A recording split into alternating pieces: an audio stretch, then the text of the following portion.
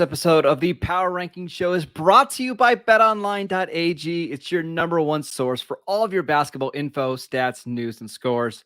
Get the latest odds and lines, including the latest player reports for this year's NBA playoffs. BetOnline is always your sports information headquarters this season, as they have you covered for all of your sports wagering needs. Includes basketball, MLB, NHL, UFC, boxing. BetOnline is the fastest and the easiest way to get your betting info, including live betting options and all of your favorite casino and card games that you can play right from your home. Head to the website today or use your mobile device to get in on the action. Be sure to use our promo code BELIEVE to receive your 50% welcome bonus on your first deposit. BetOnline, where the game starts. And with that, welcome to the Power Ranking Show. It's a Power Ranking Show short. I'm your host, Elliot Harrison. That beautiful dulcet tones of at Marcus Mosher just came to you, sponsored by BetOnline. I got to tell you, it's so dark in here. All I wanted to do is come in and say, I am How you doing? scared. Yeah, sorry. It is. I don't know what the deal is. The marine layer hasn't lifted. But we are doing a Power Ranking short. And Marcus was coming in hot last night. He kept saying, no, Elliot, I got to go. I got to get off the phone. I need to criticize my wife's cooking a little bit more. But he kept wanting to tell me his hot sports opinions fresh out of the oven, which was, you ready for it, everyone? Marcus thinks NFL contracts are too long. So Yes. Please explain. I hate the salary cap manipulation that happens in the league right now. And we just saw it with Jalen Hurts, who signed a 5-year contract worth $240 million or whatever it was. But it's really broken down like an 8, 9, or 10-year deal, just depending on how long Philadelphia wants to push the money out. So they're going to have Jalen Hurts for the prime of his career, basically the next 7 years. And it's going to cost him almost nothing against the cap. And with the way the salary cap rises every single year, the further you push the money down the road, the smaller portion of the salary cap is actually worth. I want shorter deals, Elliot, like 5-year deal maxes after your rookie contract. That way, these guys, could hit free agency more often. We have better ideas of what the salary cap is. It makes, decisions a little harder. That's my rule change I'd like to see happen. I had to think about this because, I think you're right. But I really think at the same time, why didn't they do this years ago? I mean, if I was an NFL team, a GM, I thought of this 10 years ago. Why not just pay these guys a huge sum of money on the back end and actually pay it? Now, we used to have these overloaded contracts back in the day when free agency first started. By the way, if you guys are wondering, free agency started in 93, salary cap started in 94. And June 1, which is coming up, used to be this huge date on the NFL calendar. It's not anymore. Free agency. And one of the things that teams would do is backload these contracts with money that these guys would never make. And back then, money was not guaranteed almost at all. Now you have quarterback contracts that are heavily guaranteed. Well, Lamar Jackson just signed a $60 million contract, like and 180 something, I think, was guaranteed. So I always wondered, okay, like 10 years ago, why not pay these quarterbacks a ridiculous backloaded contract? By the time they get there, one of two things is going to happen. Either one, the market's going to already be at that level anyway 10 years from now. So you might end up getting what you thought was ridiculously overpaying might actually be a bargain. The second thing that might happen is the head coach, the GM, and maybe even ownership has changed by then. So who cares? It's like, hey, man, I'm probably not going to be here in 10 years. I'm going to either go somewhere else or retire. So why not? Why haven't teams done this earlier would be my question, much less changing it. The other thing is, I wish the salary cap was a little bit easier to understand for the common NFL fan, right? Because now you have void years and not likely to be earned incentives and just all these ways that you could maneuver the cap around to get the best team on the field possible. I wish we had just a simple way. Hey, this is what a guy's getting paid. This is how much he counts for the salary cap, and not all this restructuring. It just makes it really hard to follow. And if you're somebody like me who does enjoy kind of looking at the cap, you have no idea whether a team has cap space or not. So you just end up defaulting to, they'll figure it out. They'll find a way to make some money. Right. Which is weird. Yeah. Yeah. It reminds me of like when you had a Lego set as a kid and you have like a Lego castle set and you're like, oh, who cares if I lost pieces? I'll just borrow Legos from this other set and we'll Mhm. mix and match it and it'll be fine. It literally, it always works out.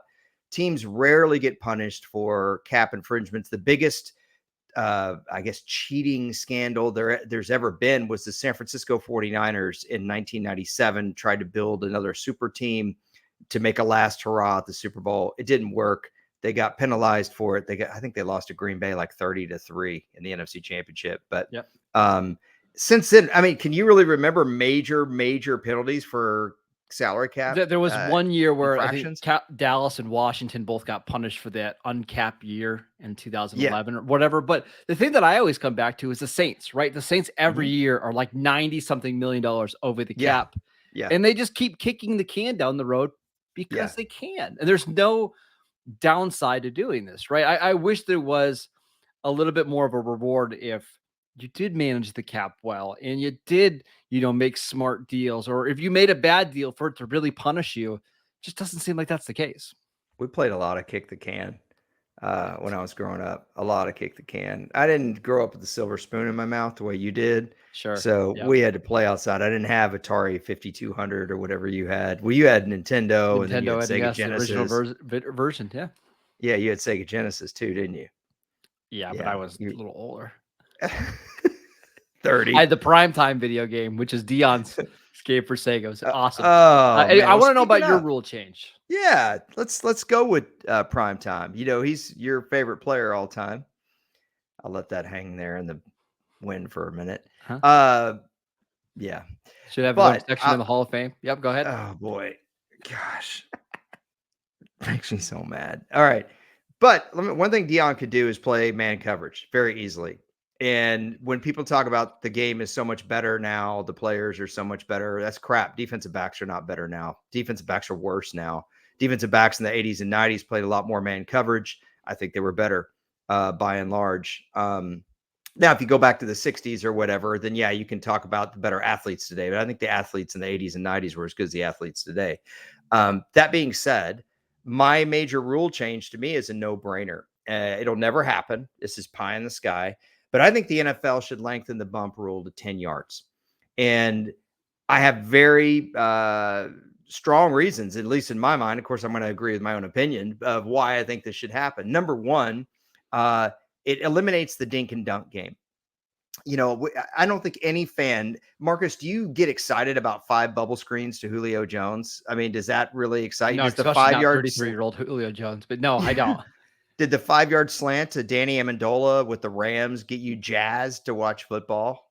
No. Be- because that's what football has really devolved into in the passing game. How many passes would you say the Steelers, the last couple of years have been to Roethlisberger? How many of those passes were 7 air yards or less? What Oh percentage? Just gosh, off the I cuff. bet he was 60 to 65% at least. At least, at least. I mean, I think there were games that he had almost half his passes at the Yep. line of scrimmage. Mhm. So it would eliminate some of that, I think, because teams would play more man. And one of the reasons that would work is that if teams are playing more man, you think your receiver can get separation. The other thing that it eliminates to me or makes the game a little bit safer. One of the reasons why guys were getting hit and they had the defenseless receiver penalty is because receivers were just getting jacked up. And a lot of times it's from a safety sitting in zone. You're trying to throw the ball into the soft pocket of a zone, right? The Mhm. guy behind you, the second layer there, he's just laying up, waiting to hit you. I think if you're in man coverage, would you not agree it's a lot harder to deliver a big hit if Yes. you're glued to the guy? Yes, I would agree. And then the last thing is, what do you think is the most frustrating little tedious penalty in football? The illegal contact? Yes. Yeah. Yes. Good answer. People say pass interference. I think it's illegal contact that gets people a lot more fired up. Talk about eliminating that penalty almost altogether because almost every illegal contact call is about, I'd say about 9-10 yards down the field. Would you agree with that? It's Yes. obviously after 5, but it's how often do you see illegal contact 20 yards down the No, because field? the That's ball's usually already in the air at that point, right? right. It's PI. So you're eliminating the most annoying penalty in the game. And I'm going to give you one more.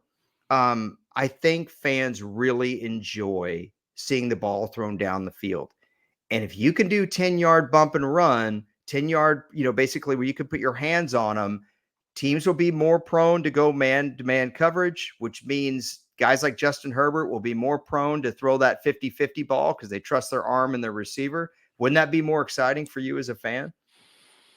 It depends on what kind of fan I am, to be honest, right? Am I a fan that just likes watching the strategy of the game, or am I a fan that's watching for fantasy points, right? Because Oh, last year, well, I'm being serious, right? Last year we saw, actually the last 2 years, we've seen the points per game decline, right?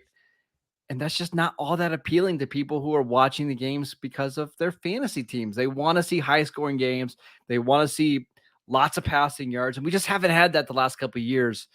I got a feeling the NFL they want to do the opposite. They want to make it easier for teams to throw the ball, not harder. I find that so stupid.